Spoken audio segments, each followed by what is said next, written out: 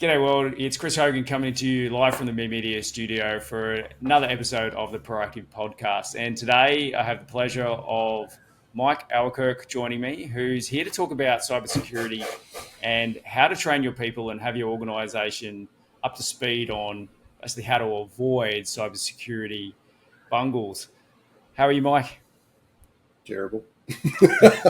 Thank you for asking. If anyone's wondering why my voice sounds like this, I was chatting to Chris just before. I either got a cold or I got bombed by a yogurt that was full of mold. So, but look, I'm great. Okay, mate. Okay. So, so let's get into this. I think cybersecurity is absolutely out of control for individuals and organizations at the moment. And my personal experience, or my family's experience with cyber scams, has been really average in the last few years. And uh, albeit I thought that my experience and knowledge of the industry would have protected my entire family. However, I've seen firsthand that just because I know what's going on and what not to click on doesn't mean that my family does, and I should have been better at. I sort of blame myself as I do, and in my position at the office, you know, Yeah. uh, as a leader, I blame myself for not educating them. So essentially, I think these discussions should be had more, and these stories should be told a lot more, so that people are aware of just how easy it is to be scammed and uh, lose lose not only a lot of money, but potentially even identities and access Yeah. to lots of critical and private information. So, Mike, I'm sure you got some horror stories. I would love to hear them, just so that we can not for amusement, but No, more for it's not funny. awareness. Yeah, like I do have the horror stories. I've been doing this for about 7 years, and yeah, you do come across them. Um, it's one of the clients I trained. Here's an example of what can happen, because once a crim gets on your network, they're typically going to spread to other things, and they get through different servers and computers. So one client that I Are only you able trained them. to speak up at all, please, Mike? Oh, Sorry, I know you're not well, but how's that? Is that better? yes, I Okay, think so. Yeah. okay. Yeah, one client I trained, a criminal got through all of their systems, like all their servers, multiple computers, and they had to rebuild their entire IT infrastructure. So, the costs associated with that were just horrific. The downtime, that really hurt them. When I was training them, it was a bit of a kind of like a funeral, I guess you'd say, because I'm showing this stuff, saying, look, this is how the crims often get in, and they're just going, oh man, why didn't I know that? It was pretty All right. bad. So what's one of the most common ways for criminals to get access to systems? Links are a really good one for them, and you see it a lot with emails. So they send emails; it's got a link in there. People click on it. They go to a dodgy website. Maybe they're tricked into giving away like login details or something, or maybe they click on a link and that runs malicious software on their computer. Because that's a thing. Unfortunately, websites can hack your computer. Depends, maybe you've got some software on your computer trying to prevent that, but it often works quite well. So literally just clicking on a web page can get you hacked. People don't know this stuff, So and I see them. yeah, a What, link sir? comes in. Link comes into the email inbox, Hmm. and it's I don't know. It looks like it's from HR. Hey, we need you to Yeah, update yeah, and change your password access to the server. yeah. You click on that, thinking it's actually from internal, but they've actually masked in the name. They've potentially even masked like the actual email address that it came from. They can do that. That can be blocked, but usually they try and get close. Yeah, they get close, Yeah. and it's Mm. normally a what is it? It's normally a spelling uh, difference in domain names, isn't it? Yeah, Or a they sub. can subtle differences. Sometimes they don't bother because a lot of people don't even check that, and they just go, "Oh, what's this?"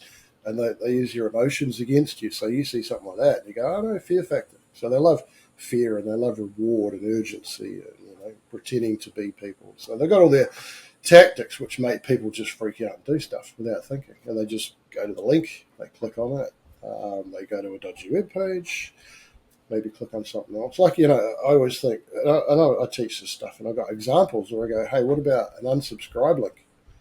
Because people get emails and they go, well, I don't want this junk anymore. They click unsubscribe. And now they go to a website, they don't know where they are, and they just click, oh, are you sure? Okay, bang, that might get you hacked. I'm teaching people, don't click unsubscribe. Why would you do that? Far out.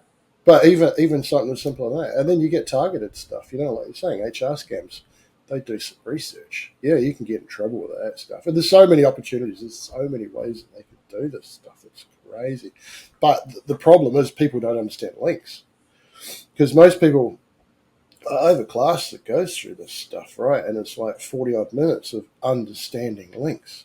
Most people, a lot of people still don't even know you need to hover on a link to see where it's going, right? They just click on it because they read what they see and they go, oh, that's all right. Then they don't know oftentimes the actual link is hidden by a click here, and the link is going to a phishing, and the term is phishing websites, right? Websites that actually look just like a website that you're really used to going to. It's a carbon copy. They've copied all the logos, everything, every banner under the sun. It looks Mickey Mouse. For example, happens all the time with you need to update your password now or you're going to be locked out of your bank account. Yeah, that's classic phishing, yeah. They have your information or money. Put in your current password. Yeah. Obviously is the number one thing. And now put in your new password. Thank you very much. And now they've got access to your bank account. So, the websites look exactly the same, don't they? They often do, yeah. Or sometimes they just have an ugly hack at it and they just rely on, sending out millions of emails of people just being gullible, which unfortunately is a thing. A lot of people just don't think about this stuff. Yeah, it's pretty bad. But look, you were saying horror stories, that's, and I mentioned the Crims getting into everything and rebuilding their systems. Like, I've seen all manner of stuff. I've seen someone who lost their identity and they spent 2 years trying to get it back, going through hell. It's not easy. There's a few services. And where did that start? Where does that loss of identity start? The Crims want your identifying information. So if they can maybe get, and there was that Optus breach, right? So I got wrapped up in that where they got my driver's license. That's really important information. So if you don't change that, if Crims have got your identity information and you don't change it, it's probably just a matter of time before they use it. And then the more identity information they have, the more they can do to pretend to be you. And now suddenly maybe they can apply for credit in your name.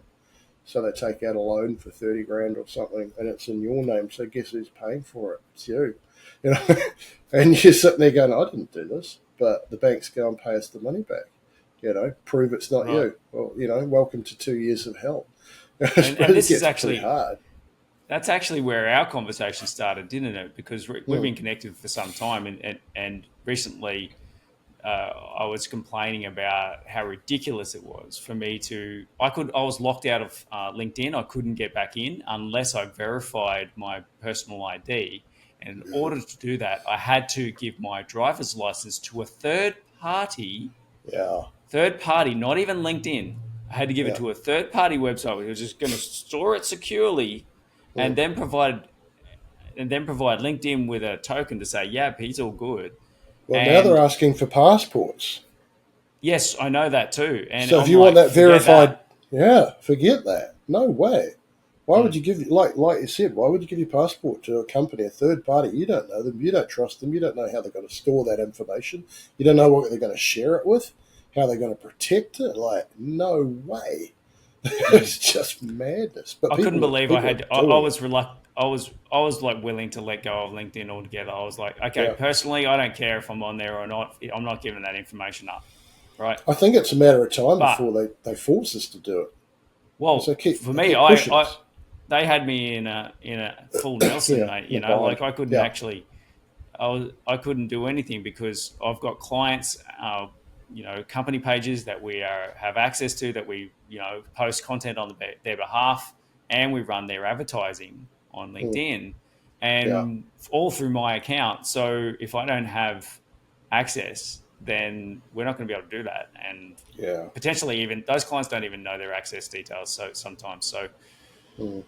right. So like this is actually getting somewhat concerning for me. Especially, I saw recently there was a report that said that AI can replicate my voice Yeah. and my face speaking on video Yeah. in a matter of minutes, Yeah. Correct. and they've done that. They can do that already.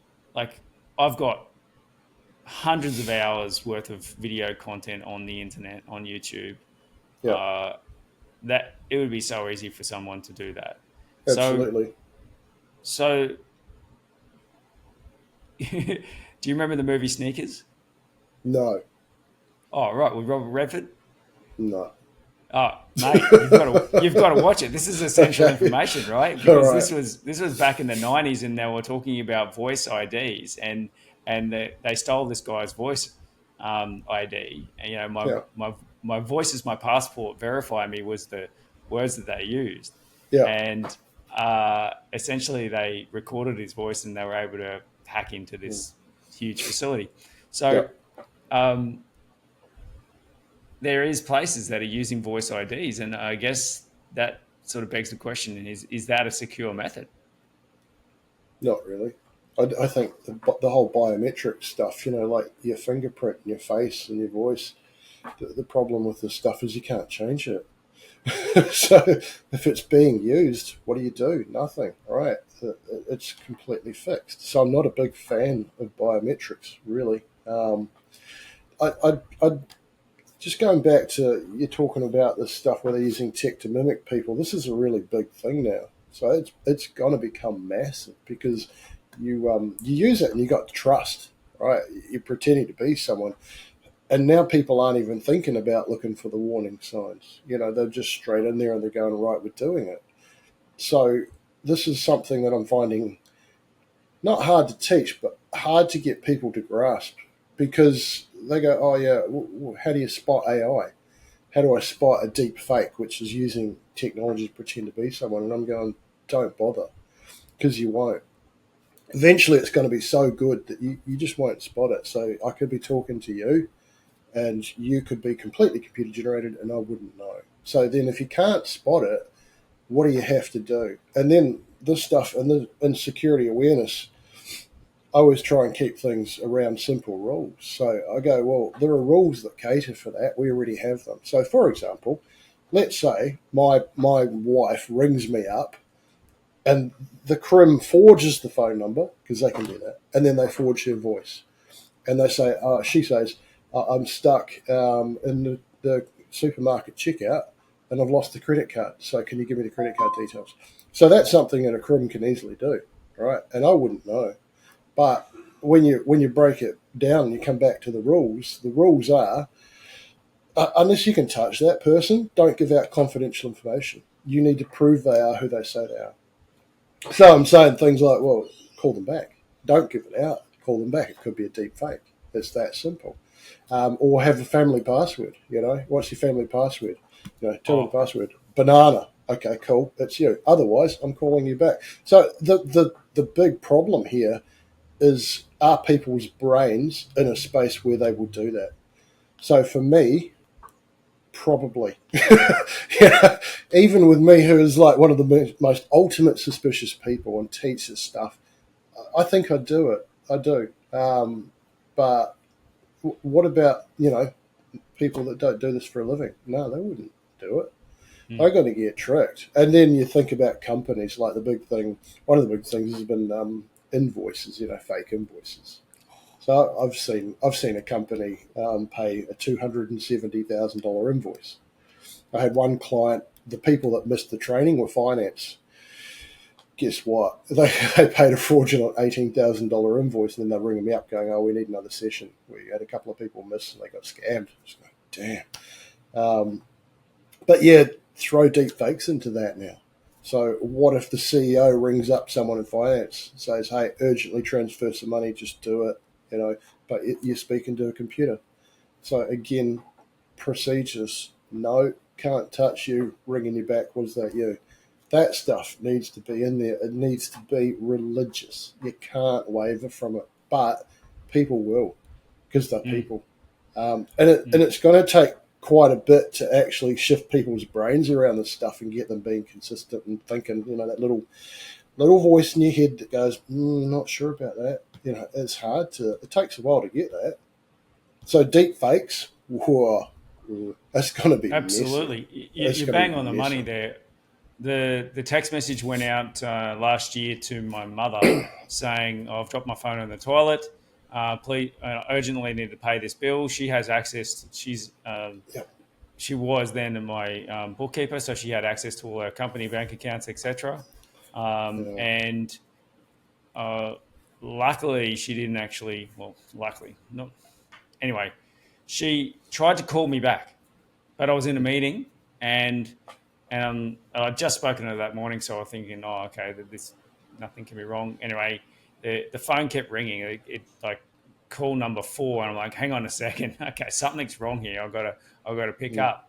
But because I didn't answer that first and second time, she actually transferred the money, and it was $4,000, and that was, I don't know if that was actually recovered. I haven't followed up on that, but yeah, that money Mm. was potentially lost. Yeah. That's common. So yeah, and what you're saying there, like people, or what you said earlier about people reacting out of fear or and urgency. For Mm. example, that deep fake phone call, do it now. You know, Yeah.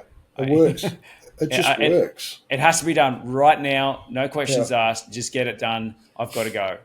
Yeah. If they can And create that panic and you've already got the trust, it's so yes, powerful. that's So, right. and people That's aren't right. ready for that. They don't know what's coming. So the family password is actually brilliant. We have one of those in my family, and Yep. we've had it for many, many years for basically the school pickup scenario, Yeah. right? Same. That's where our one Yeah, started from. It yeah, was, yeah, it was if someone turns up and they want to pick you up, what's the password? Otherwise, you run kicking and screaming. yes, exactly, Yeah. exactly. Yeah. So we've had that for many years. I've got 3 daughters, so of course I was uh, quite Nervous. vigilant about Yeah. that. Yeah. Um, so yeah, just in regards to, I think these other ways the scams are coming in. So they're coming in via text, they're coming in via email, they're coming via phone calls, and Yep. and like you say, unless you can reach out and touch these people, or you have other measures, and not these biometric measures, like voice prints, eye scans, and thumbprints, and whatnot, that can't be changed, then essentially we need to have these other methods like passwords, and I mean Mm. that seems so simple, and Yeah. that people go, oh, surely that's not going to work. Like even I go, come on, that's a bit fluffy, you know. Yeah. But I think it is so simple that it could just work, and I mean, and at it the does work. moment, yeah, at the moment, we like passwords are going to disappear. Like, there's already technology in place to get. Like, they're coming out with, I call them key. Oh, God, sorry, my brain is a bit fuzzy this morning, but they're going to get rid of them anyway. But until they do, we still have them, right? And what people do, their password management is terrible. So people will often have really crappy passwords, and then they'll reuse them across different sites. So if a crim gets your password, what do? They go into other things and start taking over multiple parts of your life. And yeah, cool. Then we're getting into identity theft again. So good luck with that. So password manager. Use a password manager if you've got passwords. Let it create the passwords for you. Make them long, complex, unique. Use multi-factor. So code on your phone or something. But then even that's often not enough, right? I'll give you an example. So last year, was it last year or the year before? Rabobank. Rabobank. So what a criminal did was they ran a Google ad. So and they got some lady was looking up for her bank the login. She did a search on Google and she saw the sponsored. ad. Well, that was from a criminal, so she clicked on it. Now, she didn't hover on it. If you look in your browser, bottom left, that's where you're going. It took her to Rabo Hank, so H instead of B. She went there, like you said, exact copy. She logged in, and then what happens? The criminals now have her login, right? But she had multi-factor. Doesn't matter. The criminals log in to Rabobank. They're doing it in real time. So Rabobank sends a request to her phone. Here's the code. Put it in. She puts it into the fake website. It goes to the criminals. They put it into the real website. Now they're logged in as her. So again, coming back to links, people don't do links well. So you can have passwords, good passwords, multi-factor. You can still get scammed if you're not. I'm just saying there's a bit to know. You got to bring it all together. You got to have these suspicion thoughts in your brain. You got to have simple rules. You got to know how to do things, and it's not hard, But if you don't bring all that stuff together, you're just vulnerable, and then and we get all this human error stuff. Humans are the weakest link, and stupid users, and it's like, we're vulnerable, So vulnerable people, you help them. So this is where we need to be. We need to be helping people just get better at this stuff. That's how I look at it. But yeah, look, it's messy. So what do people do when they get scammed? Who's the first person or entity they reach out to? Usually someone like me, because you got that IT person in the family. So I do get that quite a lot. Where I get sorry, I'm just my nose is a bit just feeling a bit rough, as I mentioned. I've got a lot of friends, and they reach out to me as a first port of call because they know I used to do IT and I got the tech experience. So they ring up and go, "Oh, I've been hacked. People are using my account and they're sending messages to all my friends with a dodgy link." Okay, all right. I'll report the fake profile and do stuff like that. If they're on your computer, though, if they've actually got on your computer, I mean, it's kind of like all gloves are off. Because that suddenly gets very hard and very expensive. So for me, like here's an example. Someone on LinkedIn, probably 6 months ago, I made a post and they said something that insinuating they hacked my computer. So, and I thought, well, that's pretty poor taste, isn't it? But I took it seriously, and I start digging into it. Now I know what to look for. I'm looking at running processes and startup items and registry entries, and I'm running software, and I fine-tooth comb over this thing, and I'm like, no, I'm good. There's nothing in there. But most people can't do that. So if you think someone's on your computer, well, now you got to pay someone, unless you've got an IT person that knows a bit of cybersecurity as well. It gets messy. Yeah, sure. Yeah, sure. So we have you on speed dial. Obviously, that's really great. Those that don't know you yet don't have you on speed dial. I don't want to on speed dial. And yes, you do. You want everyone on speed dial. So essentially, we would reach out to the organisation, I imagine, that is telling us that like for example, the bank. We would actually go to the bank now. Obviously, we wouldn't be calling back the number that called us. No. But you said earlier that people can actually mask phone numbers, and just recently I've seen an increase in people calling me back and saying, "Oh, you just called me." So I had a missed call from your number. Yeah, so some cyber criminals are forging your number to call people. How the hell are they doing that? It's pretty easy. Is it really? Yeah, it sucks. So this is one of the things why I say don't annoy the crims as well, because let's say they ring you up and you have a real good crack at them and start swearing black and blue at them. They could choose to just forge your number for every call they make, and you're going to get a lot of, and then your number gets flagged in online databases as being spam, and it's not great, but yeah, it's pretty easy to do. Far out. And so, I mean, why can't we fight this? Like, how is it that we can't find them? Like, I know, and I understand how, but I'd like you to explain, like, how are they hiding their location and all that sort of stuff? Well, a lot of them are overseas, right? They're in countries where their government doesn't really care that much. When they're doing their activity on the internet, they're hiding themselves. They mask. So you've got an address that connects into the internet called an IP address, Internet Protocol address. Everybody has that, right? Every Yeah, computer that's yeah, connected to the internet, every yeah, device connected to the internet has an IP address. Yeah. yeah. Look, a lot of the time they might just be sitting behind what's called a VPN, a virtual private network. So you can't really tell where they are. They connect to somewhere else, and it looks like they're coming from there. Or they're in a country where their government just doesn't care. So that happens a lot of the time. Sometimes they get shut down, but they seem to operate quite successfully for a long time. It's just the way it is. And you cut one head off, and then another one pops up. There's not much we can do about it. I think it's jobs for these people.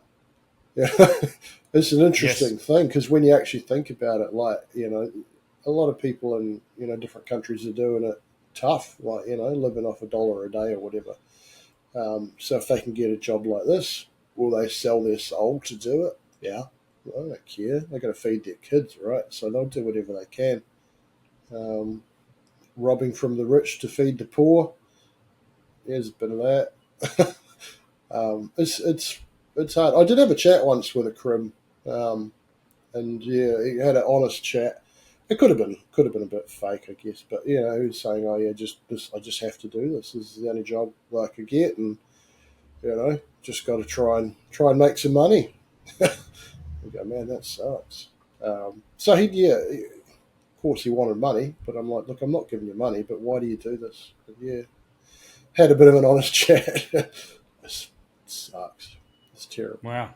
Wow. Yeah.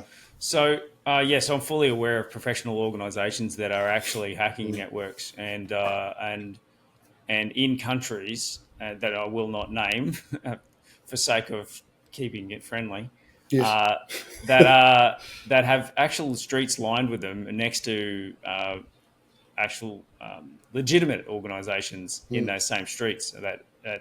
Uh, those countries are very popular and cities are very popular for providing great programmers Yeah. and whatnot. So, I mean, yes, it's really sad that that's the case. So, other ways that people can get access that we need to be aware of. For example, I remember that someone was in a public location, they were connected to a public Wi-Fi, Mm. and someone was able to get onto their machine through that same Wi-Fi network. Uh, Um, yeah. Look, there's so many ways we can get scammed based on people. So, look, if I work through it, I'd say files. So crims get you a file, and then the extension would be maybe something like .exe. So you might be expecting a PDF invoice.pdf, and you get invoice.exe. So there's that way. Then you've got links. You do have public Wi-Fi, so the criminals can actually get in there. They can sort of hack the Wi-Fi, and you end up talking to the internet through their computer. So that's called a man-in-the-middle attack, and they could potentially record stuff that way, or they set up a Wi-Fi hotspot. I've done that. I've been in food courts, and I just turn on my phone, and I make the Wi-Fi name the same as the food court, and put guest at the end. Now I make it no password, and people start connecting to my phone. And I'm just going, if I'm a criminal, I'm putting some more stuff around this and trying to capture passwords and things like that. It's that easy. Um, USB keys. So, and I've got one of them. It's just a little USB key. What they do is they're just a programmed keyboard. So a keyboard, right? It's a USB device. So can it be a little USB key? It can just be recognised as a keyboard, but it's pre-programmed to type. So people pick them up, and it could be a charging cable too, because they just a chip in there. You plug it in, and this thing starts typing, and you might not even see it. It might be just down the bottom left in that little search bar, and it's entering a command, a PowerShell thing, and suddenly, yeah, you're hacked, and you don't even know it. So there's that. There's tricking people to give out information or use bad information. Like they hack an email account, and then they send an invoice, and they've got their bank details in it. So then we come back to procedures. you go to social media, people are terrible on social media because they click on stuff. They don't realise how much dodgy stuff is out there. So I show examples of this. I go, look at this post. Does that look all right? People go, yeah. I go, okay, that link there, let's have a look at it. Where does it take us? Oh my God, look how much malicious software is waiting for you. So people, Yeah. God, I didn't know. There's so many ways. It's crazy. Mm-hmm. It's scary. All right. So, from a marketing point of view, this is a serious pain in the ass, right? Yeah. Because consumers are losing trust in all of the communications coming from legitimate organizations putting out legitimate marketing messages with legitimate links Yeah. and in emails, SMSs, and social. So if the consumer, well, I know the consumer is actually at the point where they're losing trust or have lost complete trust. Yeah. They are marking those messages as spam. They are basically just disengaging from that marketing communication, Yeah. and it's like, okay, well, where is this going? Like, what are we going to be able to do, um, as digital marketers? Yeah. And I keep the digital stuff separate because there's a whole lot of other ways to reach people. This is just a downward, slide. It's hard. Yeah, it's hard because there's people like me saying, excuse me, watch out for malicious links. And then marketing, as you know, often uses a third party to send stuff. And then we've got shortened URLs as well. Yeah, like, you got short for links. example, oh God. Yeah, I know. I teach people how to unshorten them. I say, look, just unshorten it. Go to unshorten.it, plug it in, and now you know, right? It's not that hard. In a mobile sense, in an SMS sense, it says, like, for example, a lot of the SMSs we send out for organisations say like tap.this, yeah, and then a unique link so that we can track whether or not they even opened it. Of course, yeah, which right? is what you want. But then we want to know that stuff. Yeah, you do. But they probably, well, if I teach them, I'm going, you need to know where you're going. I do actually teach an example of marketing stuff, and I say, so I do actually cover this off because I don't want to completely annoy you. But I do say, look, marketing, often what happens is it comes from a third party, and you will read the link and you will go, hey, that looks dodgy. But take your time, because the key question here is, did you actually request that email, or maybe were you expecting it and doesn't make sense? Like, here you've got all these links. Can you find them on the website? Don't just throw it away. Marketing is a special case where you might need to dig into it. And once you go, oh, it's actually coming from that website for this company, well, now you know, and you could probably mark it as safe. So I do actually teach that. But yeah, look, again, when you're really digging into links, you go, well, what the heck is that? That's not what I expected. Some companies will try and do the marketing from their own website, try and link it straight back. But then you're probably going to miss out on, all the metrics and stuff. Yeah, unless you're tracking you can't track those links. So I think that's where SMS marketing especially is getting there. Like, I just got an SMS from a friend's company this morning, and I'm like, oh yeah, that's right. I remember, why I would be getting this. Not that I have any reason to purchase these products. Yeah. And of course, the site link is go-site.cc/,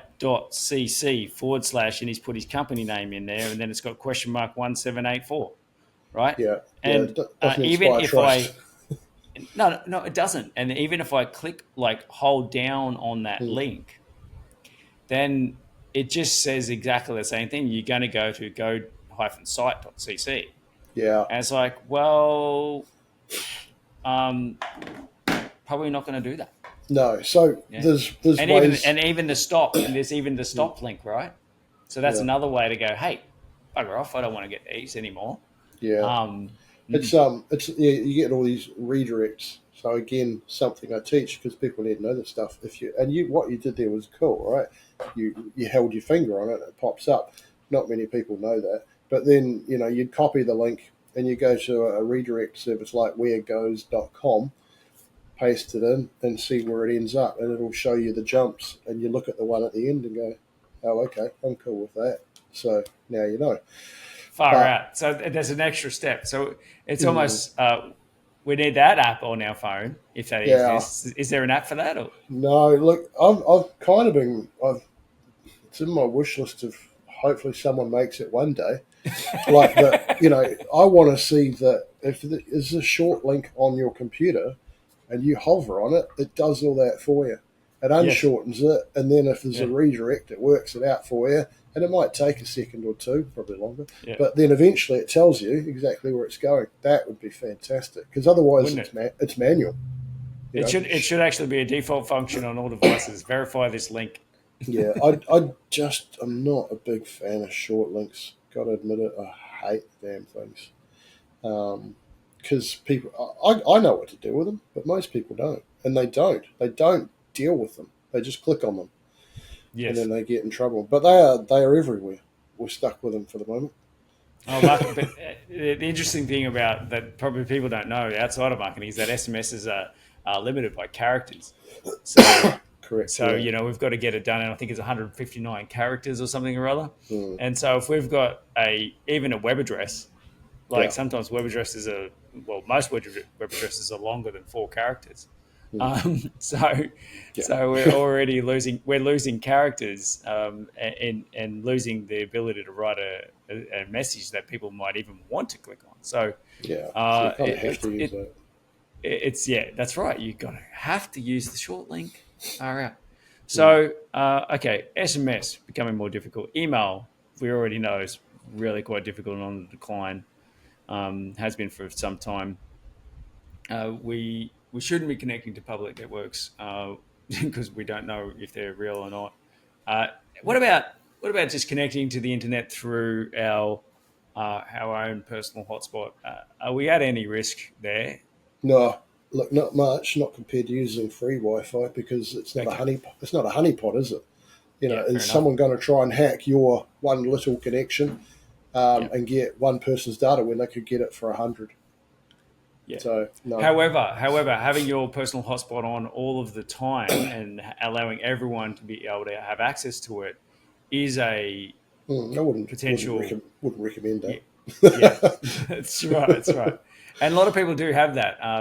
We're all Mac here. Yeah. My whole family and company's Mac. So, um, are we better protected on Mac than PC? Mm. um, Look, a lot of people will say, yeah, they're a bit harder to hack, but they can still be compromised. They're Yeah. not bulletproof. I think the security's better on them, but again, you're not bulletproof. Everything's code, right? Who writes the code? People. Are people perfect? No. There's always vulnerabilities and little mistakes, and eventually the crims find ways of doing them. There's some really smart people. They go, oh, we can hack your phone, we can get into it, and they've done it. There was that case with the iPhone years ago, and what was it? I think a social media someone wanted a backdoor to a Mac phone, an iPhone, and Apple wouldn't give them the backdoor. So they paid a company in a particular country to hack it, and they hacked the phone and just got in. I'm sure it was hard, but it shows you nothing's really bulletproof. Nothing's impenetrable. But you're probably a bit safer. Hmm. All right. So, I guess the the biggest and most concerning hacks uh, and cybersecurity risks that we're seeing is obviously access to private information and files and networks, and there's plenty of ransom uh, ware out there.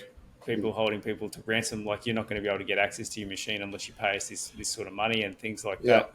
that. Um, what's your advice in those ransom situations? Have backups. It's the Okay. one thing that will save you. And this is the problem. When you do backups, there's lots of ways of doing them, and some of the acronyms, like grandfather, father, son, and 3, 2, 1. So you'd need historical backups at like daily, weekly, monthly.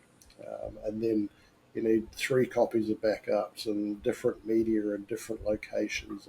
And once you've got your backups going, make sure that when your backups have finished running, get them unavailable from the internet, or make them disconnected. So even if someone was on your network, well, now they can't get in there and stuff them up. And test that you can restore them. So do you regularly have a look and say, I'm going to try and restore this chunk of files? Does it actually work? So if you're doing that, that's great, because if you get ransomware, you restore your backups and you're all good. The companies that get in trouble is maybe their backups aren't working, or maybe the crim got into their backups and stopped them from working. So, I dealt with a company years ago, and I had a look at their backup setup, and it wasn't running. And it hadn't been running for probably like 4 months. And I'm going, and they weren't getting notified that it wasn't running because someone changed an IP address, and the backup device couldn't email out. I was going, you've been without backups for like 4 months. So if they get ransomware, they're toast. So do we pay the ransom? Well, preferably not. If you've got backups, of course you wouldn't.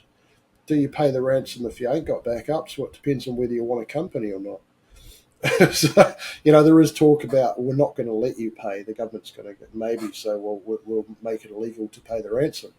What does that mean? Yeah, there's always talk about this stuff. It comes in and out, and I don't know. Maybe it gets legislated, but if you can't get your backups, you might lose your company.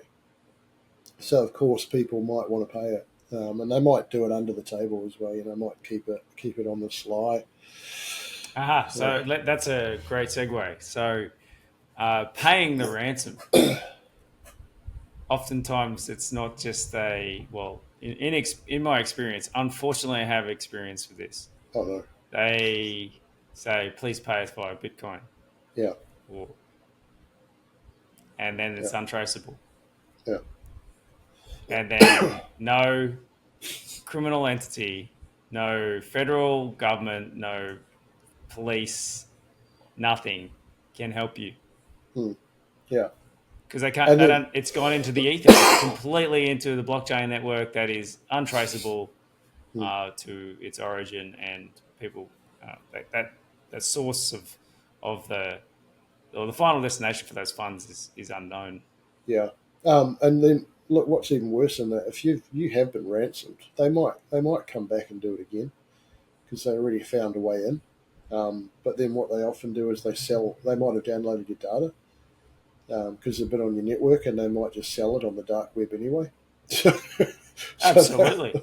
So you might pay the ransom, and you might get your files back, or maybe you don't. Hey, look, I don't know. Or they sell it. My evil self, that lives in another parallel universe, that's got no money and no other way to earn that money, would absolutely take the ransom and sell the database. Wow, you're so evil. I would never double them do down. And mate, you got to think. You got to think like this. You got to know that that's actually what they're going to do, right? They do that. You're right. They go money payday. Why not? Double payday. They don't care. So, and if it's it's valuable data, like if you get medical data or something like that, that's worth a lot of money. You think of the value of data, and credit cards compared to medical data are worth nothing. So you can do a lot with that. Really, medical data is worth more. Yeah, medical data, full medical record is worth a lot of money on the dark web. Why is that? You can get prescriptions and drugs and stuff. Ooh. Pretend to be someone. All right. So, yeah. And you know what what they can get. Now you can try and get someone else. So there's lots of reasons, but data is everything. Right. So is it time to go back to stone and chisel? I mean, pen and paper. No, it's not. It's not. I just tell you what it's time to do. It's for people to learn this stuff and keep themselves safe, right? Because for me, I do this day in, day out, and I am utterly comfortable right? I'm not worried about stuff. So someone sends me an email, I do my thing. I hover, I go, oh, don't know about that. I might have to unshorten it, might have to look for redirects. I'll check it out for malware. But even before then, I'm just looking at it going, well, I know this is a scam straight up because I'm suspicious. I'm not plugging in USB keys. I'm not. Invoices come to me, I ring them up and I check the details. I'm doing everything right because that's my job. It's not hard for people to learn this stuff. And if you keep doing it, you keep reminding them, they get good at it. That's all it takes. I appreciate exactly what you said. It's not hard to learn, but I recognise just how busy everybody's life is, and that this is not prioritised. And even when it is in organisations, the finance department doesn't turn up to the presentation, and one person doesn't turn up to the presentation, and therefore their awareness is shot. So, absolutely, I believe the prevention is education and awareness, and constantly staying up to date. So that's why I'm very grateful for people like you actually educating organisations about their cybersecurity and to, as you say, do not click on that. I think that's sound advice. Can I just throw something in there? Something that I do, because most of my training is online, but I do like to go on site as well. For every single company that I go on site to, I take a USB key and I turn up and I say, damn it, I forgot to print something. Can I get you to print something for me? I go, yeah, sure. And I go and get my USB key and I say, look, it's just on there. It's just a workshop overview. I just need that to guide me. I go, yeah, cool. Take it away, plug it in, print it. And then we get to the section of the course where I talk about this stuff. And I show them, a video of a computer getting hacked and how this thing's pretend to be a keyboard. And I'm going, hey, does this look familiar? Poor person is just cringing. And I'm just going, look, don't worry about it. This is why we're here, right? To learn. So it's okay that you didn't know that. But you get it now? And they're like, oh, my God. 2 minutes, you've kind of pretty much just knocked out the USB threat because people suddenly going, oh, my God, I'm never plugging in a strange USB ever again. So, like I said, it's not hard to learn.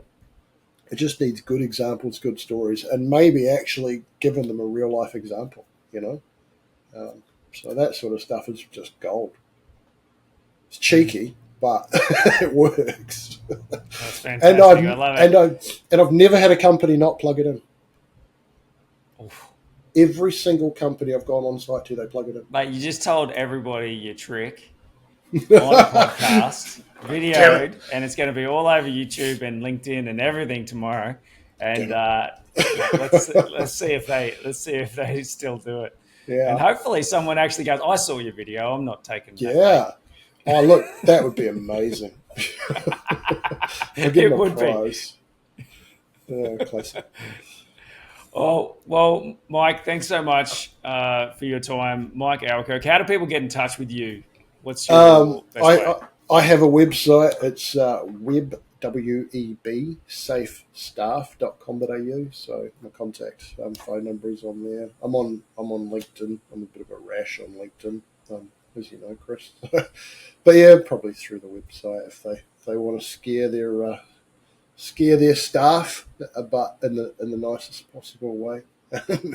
Turn yourself. Look, I think you've got a solid purpose there, Mike, and I appreciate you constantly badgering people and on highlighting these issues and bringing in front of mind. It's a proactive approach for a lot of people to take note of what you're saying there, and hopefully you don't get hacked and tell everybody to do something that they shouldn't do and click on a link.